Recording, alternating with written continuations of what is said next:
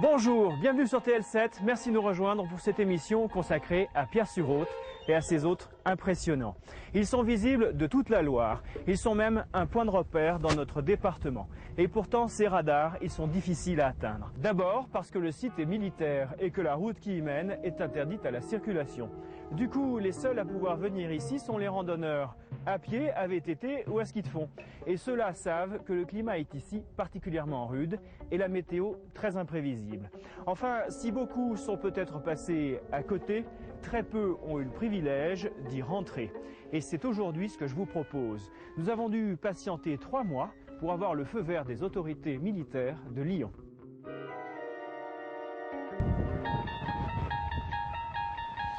Major Jansac, bonjour. Vous êtes le maître des lieux.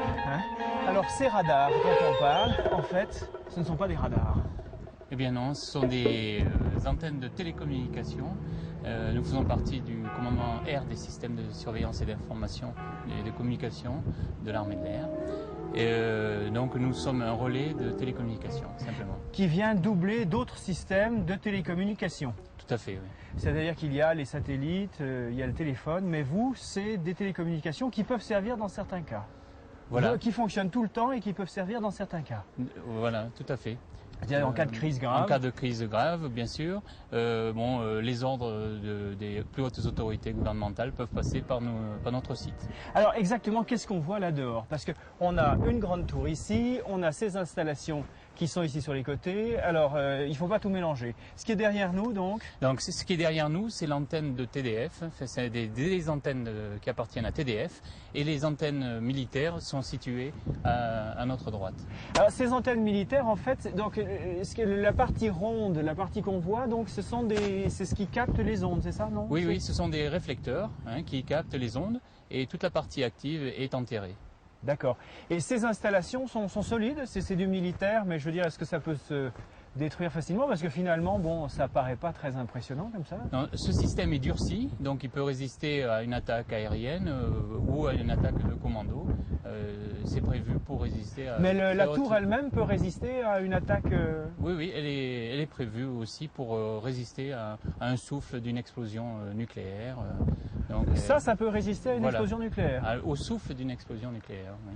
Bien, d'accord. Donc effectivement, c'est du costaud. Donc ce ne sont pas des radars, ce sont des antennes de télécommunication qui sont extrêmement solides. D'accord. Eh bien écoutez, on va continuer la visite et on va peut-être rentrer à l'intérieur. Alors je suis maintenant à l'intérieur du bureau du Major Jansac, qui est le maître des lieux de Pierre-sur-Haute.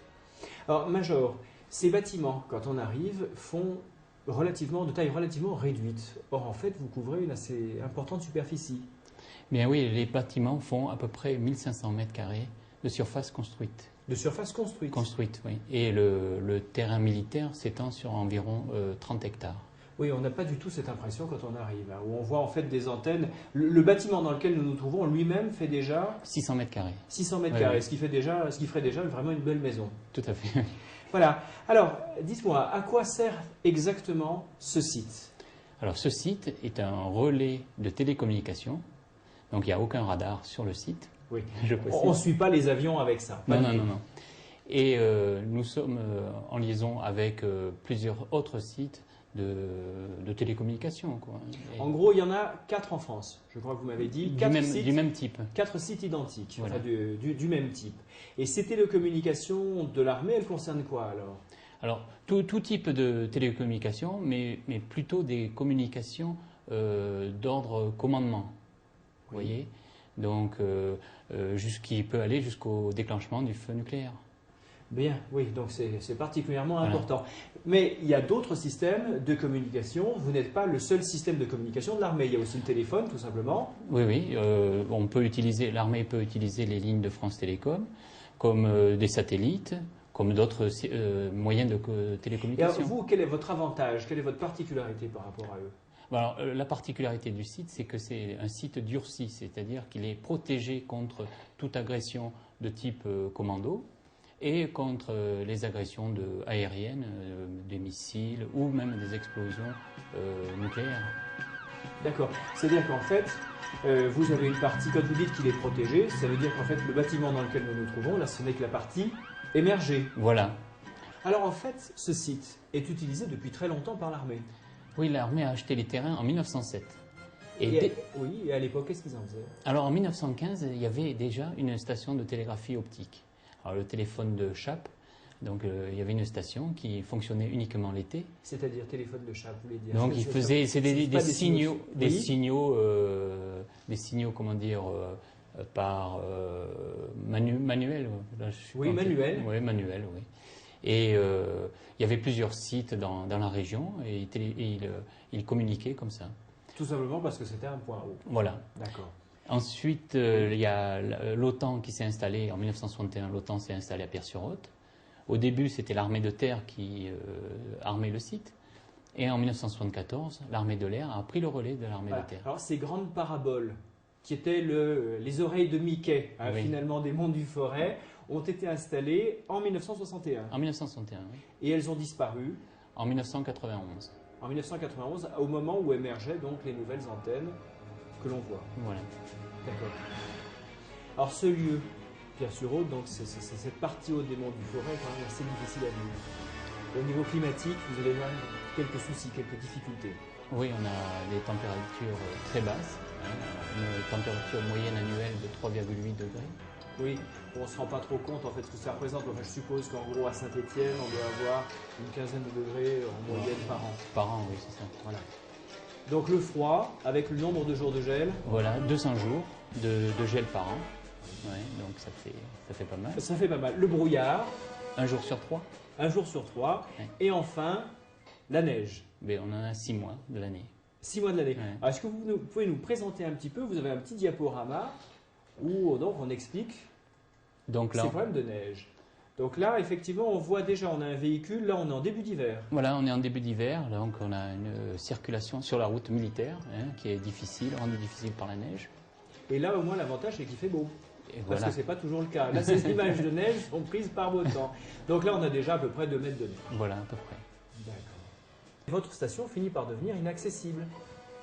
Voilà, nous, tant que nous pouvons déneiger, nous déneigeons, mais quand l'accès devient impossible, nous passons par-dessus la neige, avec des engins à chenilles.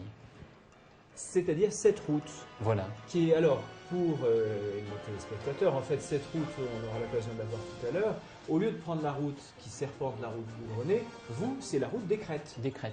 Et c'est pour ça qu'il y a des poteaux tout le long de la crête jusqu'au col du Béal. Voilà. C'est-à-dire que vous allez circuler là-dessus quand il y a plusieurs mètres de neige d'épaisseur. Exactement. Et donc le vent balaye la neige et il y a moins de congères sur les crêtes que sur la route normale. Et là? Donc là, nous nous trouvons au col de la Chamboite, avec les véhicules 4x4 légers. Nous sommes montés depuis la vallée avec ces véhicules-là. Nous sommes montés derrière le chasse-neige et les engins à chenilles sont venus nous récupérer. Oui, ce col de la Chamboite qui est en gros à mi-chemin entre le col du Béal et Pierre-sur-Haute. Donc en fait, ça vous oblige, ça vous complique la vie parce que ça vous oblige à des transferts, ça vous oblige d'abord à avoir un parc de véhicules vraiment important puisque vous avez des chenillettes, des chasse-neige, des camionnettes et en plus vous utilisez ça en relais.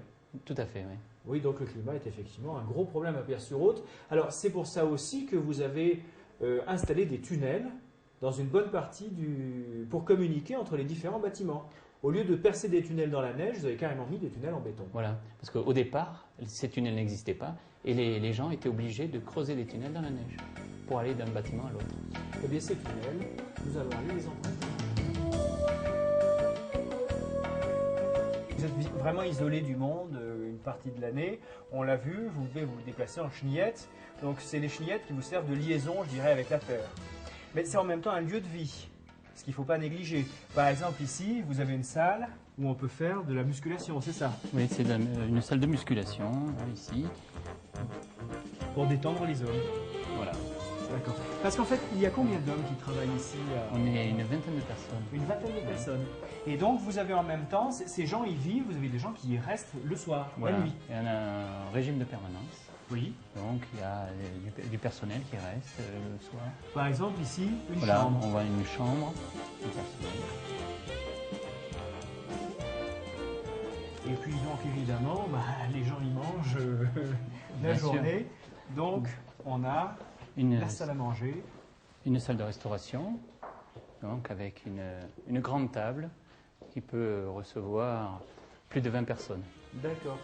Et la cuisine?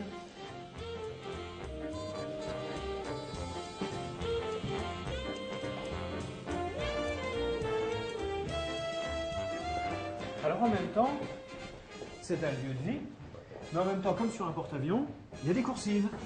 Voilà. C'est ces fameux couloirs que nous allons aller découvrir. Pour passer d'un bâtiment à l'autre, nous utilisons des tunnels. Voilà donc les fameuses chenillettes. Celle-là, elle est peut-être en réparation. Oui, celle-là est en réparation. On a un problème sur un châssis, donc la pièce a été démontée et va être ressoudée. Finalement, vous avez tous les corps de métier ici pour travailler. Oui, ça va. C'est-à-dire que vous avez des mécaniciens, des cuisiniers, vous pouvez vivre en autonomie totale, comme sur une île. Parfaitement. Nous avons donc le personnel de restauration, pour les réparations des véhicules, pour les télécommunications, pour l'énergie, nous avons des électriciens. Donc on est vraiment autonome. Et pour la défense proprement dite, en revanche, est-ce que vous avez des armes? Est-ce que vous portez vous-même des armes? Ou là, à qui est-ce que c'est confié ça? Donc là, nous faisons nous-mêmes la défense. Hein. Nous avons une défense passive et une défense active, car nos permanents ont des armes pour pouvoir se défendre et défendre le site. Ah d'accord, vos permanents ici peuvent prendre les armes, vous avez une armurerie. Voilà. D'accord, mais celle-là, elle va rester secrète. Bien, à mes côtés, je vous suis.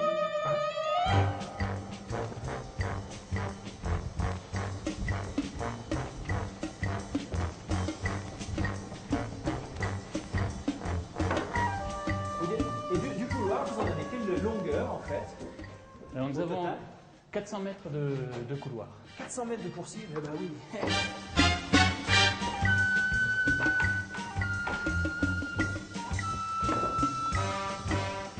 Ce qui nous donne quand même une idée de la taille du bâtiment.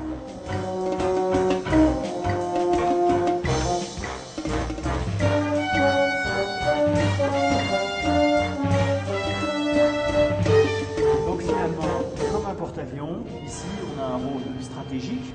Hein, c'est-à-dire que vous pouvez, d'une part, vous avez un rôle dans les télécommunications, on l'a vu, et ensuite, vous pouvez vous isoler totalement du monde extérieur. Alors, là, on va descendre dans le sein des saints, la partie enterrée. Merci.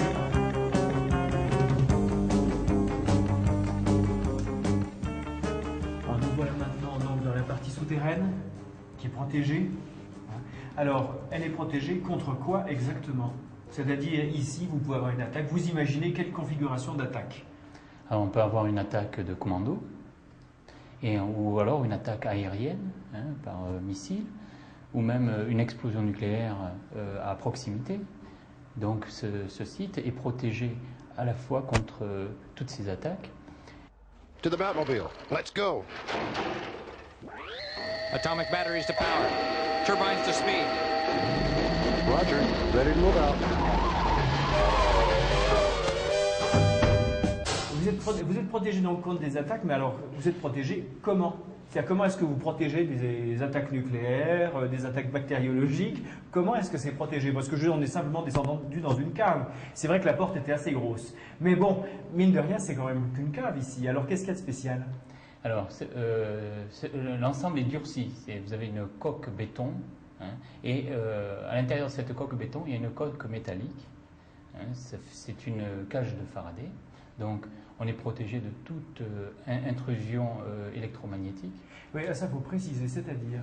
C'est-à-dire que tout ce qui se passe au niveau électromagnétique à l'extérieur ne peut rentrer dans l'ouvrage enterré. Et électromagnétique? C'est-à-dire toute onde externe ne peut rentrer sans qu'on le veuille dans l'ouvrage. Et ça vous protège aussi des explosions nucléaires? Ça joue un rôle? Ça joue aussi un rôle pour l'impulsion électromagnétique, qui est une onde qui est produite par l'explosion d'une bombe nucléaire. Bien d'accord. Donc voilà l'intérêt de la faradisation. Faradisation et du durcissement de l'ouvrage. D'accord. J'ai vu également à l'entrée, là un petit peu derrière nous, nous avons également, je sais pas, des bacs de décontamination. Oui, ces bacs de décontamination servent en ambiance chimique, enfin, en ambiance dégradée, hein, au personnel qui arrive de l'extérieur, d'être décontaminé avant de pénétrer dans l'ouvrage, qui est un ouvrage propre. D'accord. Donc il n'est pas question d'y faire rentrer des bactéries, de la chimie ou quoi que ce soit. Voilà. D'accord. Autre chose également, le bruit. Chaque fois qu'on ouvre une porte, qu'on ferme une porte, on a un bruit. Alors Ce sont des portes à ouverture pneumatique. Oui. Donc tout ce qu'on entend, c'est l'air qui s'échappe du matériel pneumatique. Et pourquoi l'air s'échappe spécialement? Pour l'ouverture de la porte. Uniquement pour l'ouverture de la porte? Uniquement, voilà. Bon, oui, je vois où vous voulez en venir. L'ouvrage est pressurisé. C'est-à-dire que on est avec une pression atmosphérique supérieure à la pression atmosphérique locale. C'est-à-dire qu'il n'y a aucun air qui peut rentrer dans l'ouvrage sans qu'on le veuille vraiment, encore une fois. Donc, quand on ouvre une porte, l'air de l'ouvrage s'échappe vers l'extérieur, mais il n'y a aucun air de l'extérieur qui rentre dans l'ouvrage. D'accord. Oui, décidément très bien défendu, c'est ce qu'on voit encore avec cette porte. Hein. Alors là, pour l'ouvrir, comment est-ce qu'on fait? Bon, là, actuellement, aujourd'hui, on appuie sur un bouton, oui, et la commande électropneumatique va ouvrir la porte. D'accord. Le volant, ça fait tout à fait sous-marin ou toujours porte-avions.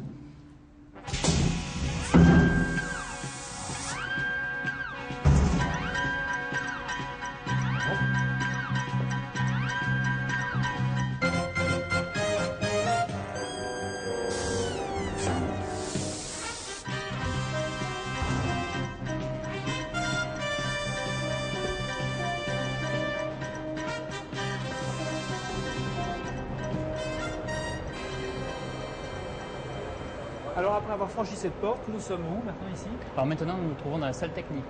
D'accord. Et alors qu'est-ce qui se passe ici? Alors là, honnêtement, je ne pourrais pas vous dire ce que l'on voit sur l'écran, ce à quoi ça correspond, mais c'est des informations que donnent les autocommutateurs qui sont derrière nous, et c'est des informations données par les autocommutateurs derrière nous, et le permanent, en fonction de ces informations, intervient par clavier interposé sur la machine. Alors cette machine... Justement, alors oui, cette machine, cette armoire, là, si spectaculaire, oui. Alors cette machine permet de gérer des liaisons à haut débit, à gros débit, 2 mégabits. Hein, C'est de la DSL, quoi. En gros, c'est de la DSL. Donc toute information de tout type, hein, que ce soit des spots vidéo,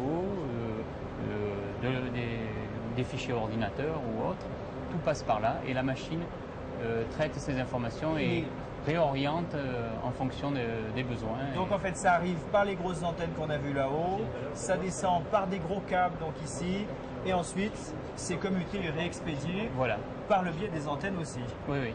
D'accord. Voilà.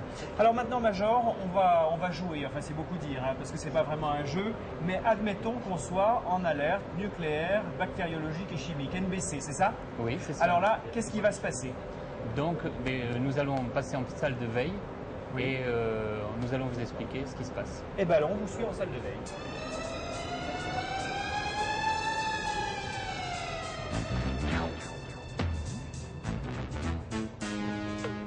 Ici, la salle de veille, donc. Donc nous nous trouvons dans la salle de veille. Donc les permanents se retrouvent ici et ils ont toutes les alarmes et toute la gestion de l'ouvrage enterré sur ces consoles. Ça, c'est le plan du bâtiment, en fait. Voilà. Et il y a tous les accidents possibles et imaginables et toutes les alertes. Voilà. D'accord. Et alors, ici, donc, en plus, ça devient un espace de vie. Parce qu'en fait, vous êtes complètement isolé de l'extérieur. Voilà. Donc, on est en autarcie, donc on vit isolé de tout l'extérieur. Donc, on doit se nourrir. Hein. C'est pour ça que l'on a une petite cuisine qui est ici. Vous avez une petite cuisine, oui, vous avez... Donc on a eu aussi une chambre pour les personnels et des sanitaires. Non, mais là, c'est pas... Alors cette chambre, justement, pour l'instant, elle est vide. Voilà. Il faut souhaiter qu'elle le reste. Alors, il y a quelque chose d'autre sur lequel vous avez attiré mon attention tout à l'heure, c'est la couleur des salles. Oui, alors, pour la couleur des salles, vous avez pu remarquer qu'il y avait 2 couleurs différentes. Une couleur rouge et une couleur beige. Là, le rouge, donc, c'est par l'endroit où on est arrivé. Hein. Voilà. Alors, les couleurs rouges, ce sont des salles qui peuvent être en contact avec l'extérieur.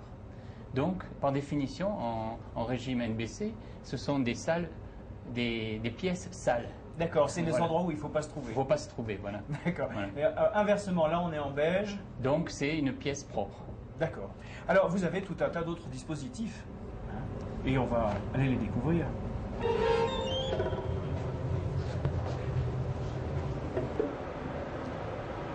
Bon, vous voulez voir le Les reste locaux techniques, alors, enfin, technique, on est déjà dans une salle technique. En fait, on a un appareillage extrêmement sophistiqué. Voilà. Donc nous avons des émetteurs-récepteurs qui sont ici. Et pour alimenter en énergie ces émetteurs-récepteurs, mais nous avons un producteur d'énergie. Hein, c'est un groupe électrogène avec tout l'asservissement nécessaire. Oui, parce qu'on est bien, on joue, enfin, entre guillemets, toujours. Hein. Nous sommes en alerte NBC, donc vous devez être entièrement autonome. Tout à fait, oui.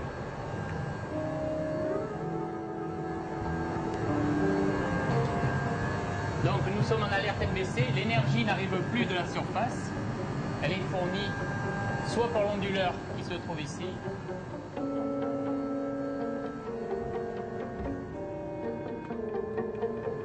soit par le groupe électrogène qui est ici. Et là, on est en salle rouge. Donc En ici, salle rouge. on est contaminé. On a vu qu'on avait passé une porte, effectivement, pour se protéger. Alors, vous avez de l'énergie, vous êtes protégé de l'extérieur. Il vous manque encore. On a vu qu'on pouvait manger et boire. Vous avez quelque chose pour boire? Là, vous avez des citernes, vous avez quelque chose pour Oui, boire? et aussi, il faut se protéger au niveau de l'air, Oui. donc on a ce qu'il faut pour se Ah bah, protéger. alors, on va aller voir ça.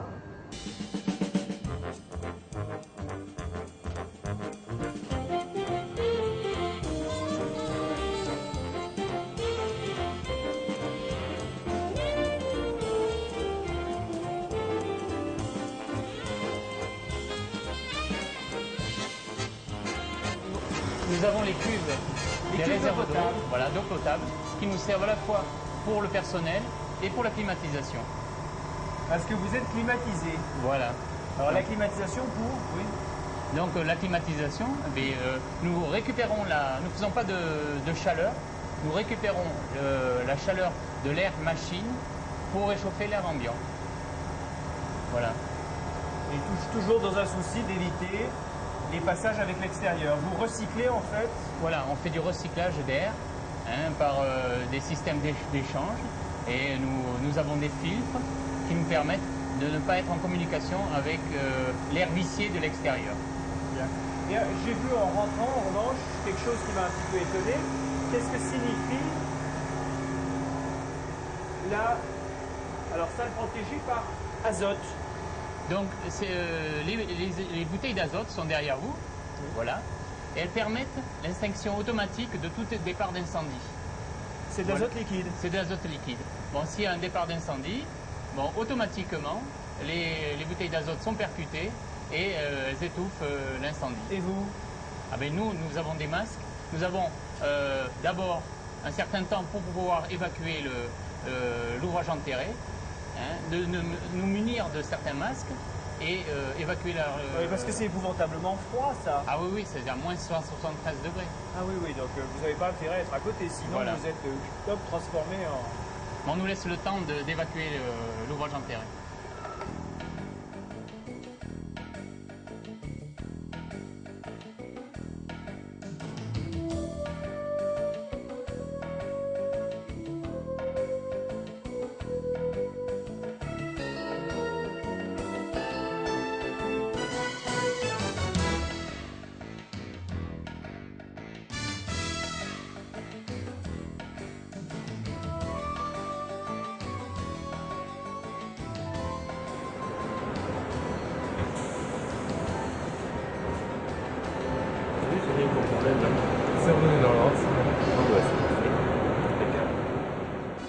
Vous qui voyez Pierre-sur-Haute de loin ou qui passez à côté, eh bien je pense que vous ne regarderez plus jamais les antennes et non les radars de la même façon. Qui d'entre vous savait qu'il y avait ici un abri anti-atomique, un lieu qui était capable de résister aux attaques nucléaires, bactériologiques et chimiques. En tout cas, nous remercions le major Jean Sac et les autorités de l'armée infiniment pour leur accueil et leur ouverture. C'est sur ces mots que nous nous quittons. Merci de votre attention. Au revoir.